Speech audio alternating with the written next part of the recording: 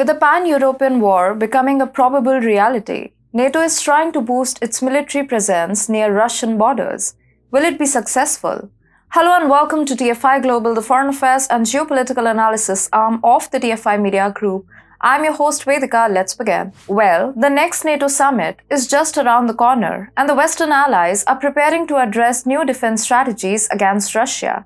In the coming months, it is likely that further measures will be taken to strengthen NATO's capability to respond to any potential threat from Russia. Already, major steps have been taken in the last year to enhance the alliance's deterrence and defense posture. It is clear that the next NATO summit will be an event of major significance, with the Western allies continuing to discuss and plan their defense strategies against the Russian threat. The next few months will be an interesting time as the defense strategies are thought through and implemented. However, there is a large set of factors that are going to affect the defense strategy this year. Last year, the war was fresh, and so the economic, political, and global impact was very different from what it is today. Western economies are running dry with risks of a financial crisis. The reluctance to extend continued support to Ukraine is higher than ever.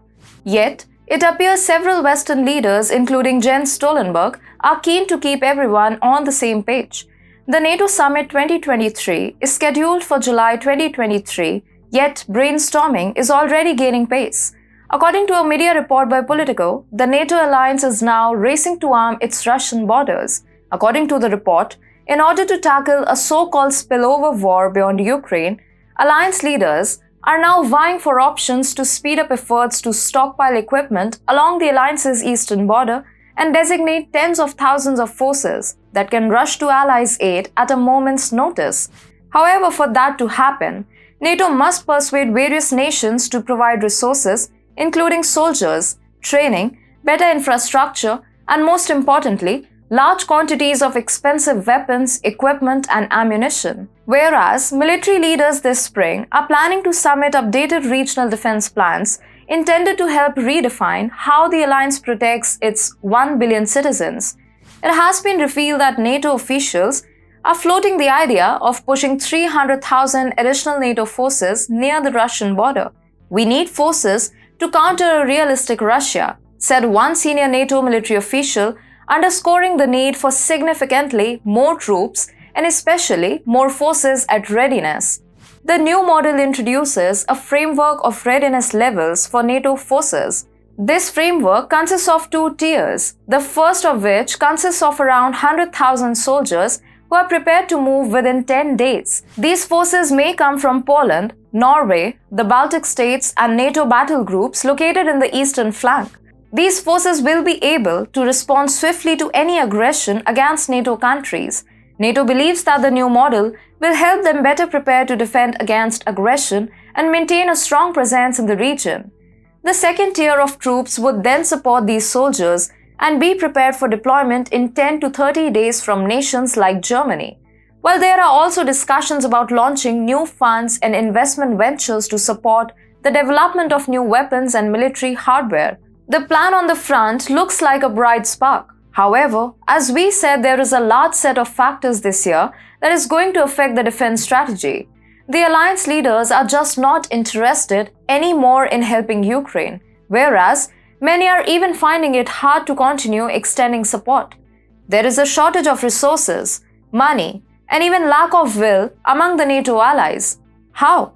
Take a look at this report by the Financial Times. As per the report, the EU's defense industry's ability to provide Ukraine with more military supplies is hitting a roadblock. The capabilities are hampered by a deficit of explosives. Several European officials and arms manufacturers have explained that military plants are suffering from scarce supplies of gunpowder and TNT, which could delay plans to boost shell production by 3 years. They are unable to meet the soaring demand, regardless of how much money is thrown at the problem. The fundamental problem is that the European defense industry is not in good shape for a large-scale war production, a German official has explained to the outlet. A total of 12 companies in 10 EU countries that make such artillery shells can currently produce only 650,000 a year, and that includes other types of ammunition that are in short supply, including 120mm rounds needed for German Leopard 2 tanks and 105mm rounds needed for the older Leopard 1 tank. Also, there is a lack of sheer will when it comes to taking on Russia. The east and west of the NATO alliance see the endgame of the Ukraine war very differently, while the West, Germany, the US, etc., see the spillover war and finally a win over Russia. East believes they are being sacrificed.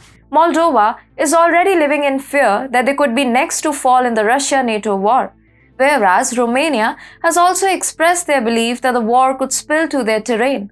However, nations like Hungary are also calling to end the war rather than extending it more. Except for adversaries like Poland, Estonia, and Lithuania, no one else in the East is interested in extending their hand in the Ukraine war.